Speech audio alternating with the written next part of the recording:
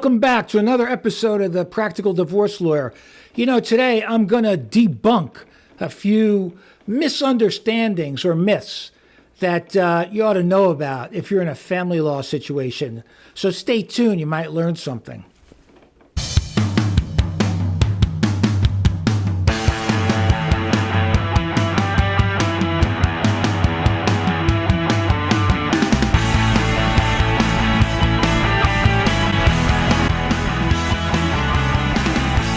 If you're new here, I'm divorce and family law attorney Jonathan Noble. Been a divorce and family law attorney for over 20 years. So I want to give you a little bit of insight in this video. A lot of people are under the mistaken impression that when they get married or after they get married, if their spouse runs wild with credit cards, that if they didn't sign the credit card agreement, that they're not going to be responsible for some of that money. And I'm here to tell you why and how that's not true. Now, like 25 years ago, before people got their statements online, a lot of times the spender in the marriage who was spending wildly out of control would open a credit card and then open a P.O. box. Okay, so the statements wouldn't come to the house. They would go to the P.O. box, and they would rack up tens of thousands of dollars in credit card debt, and the other spouse wouldn't even know about it. But sometimes they'd scratch their head and say, how did you buy all this stuff? Like, you're a teacher's aide, or you're a kindergarten teacher, or I know you're not making this kind of money. But it usually takes months, if not years, for the other spouse to figure this out. Now that credit card statements are available online and most people get their statements online, it's a lot easier for the person spending all this money to hide it from the other spouse, okay? Now, a lot of people are shocked to find out that when they get divorced, all these debts come into the marital pie. I want you to think of this statement. What happens during the marriage stays in the marriage. So from the day you say I do to the day you say I don't, all the earnings and all the debts are put into this big marital pie.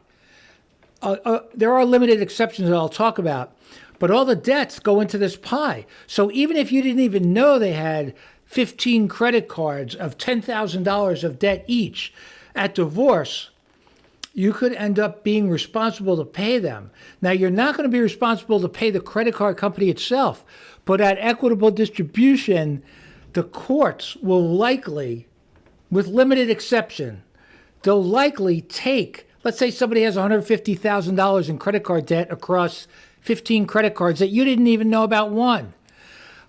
You could be responsible for $75,000, and how they're going to have you pay it is in equitable distribution.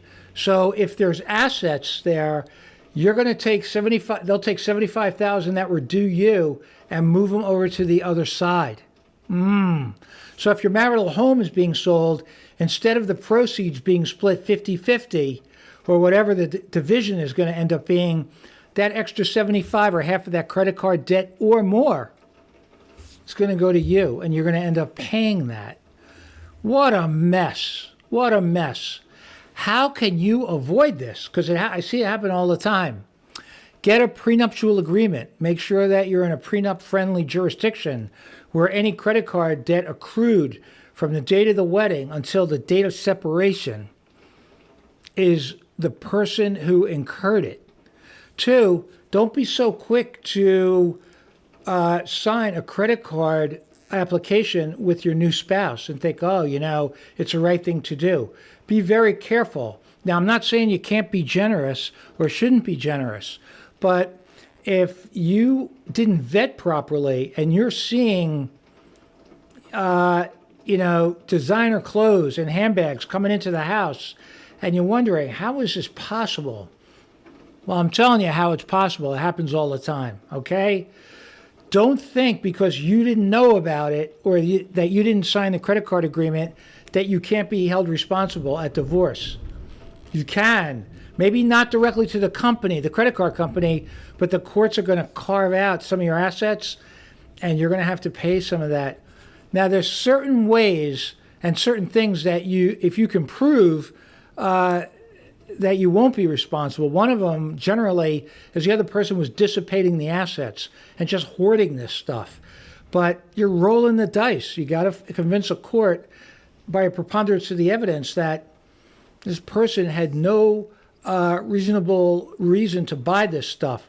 And if they've been buying it their whole lives, you're going to have a hill to climb, maybe a mountain to prove that. So a prenup will help do that. What else can you do? Don't get married. Don't get married. Then you don't have to worry about it. You can live, cohabitate. You can even have children together. But this is like a common thing that I see where people are like, well, I didn't spend, $75,000 on handbags on a shopping trip. Doesn't matter. Doesn't matter.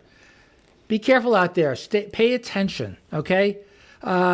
Even if you check your credit report, it's not going to show up if the credit card's not in your name and you didn't sign the application. I've seen it happen a lot. Don't get tripped up, okay? Share this with someone who's love-struck, walking around thinking, I didn't sign anything, so I'm not going to be responsible at divorce. Wrong. They're wrong. Be careful out there. Like, comment, subscribe. You ought to know about this stuff.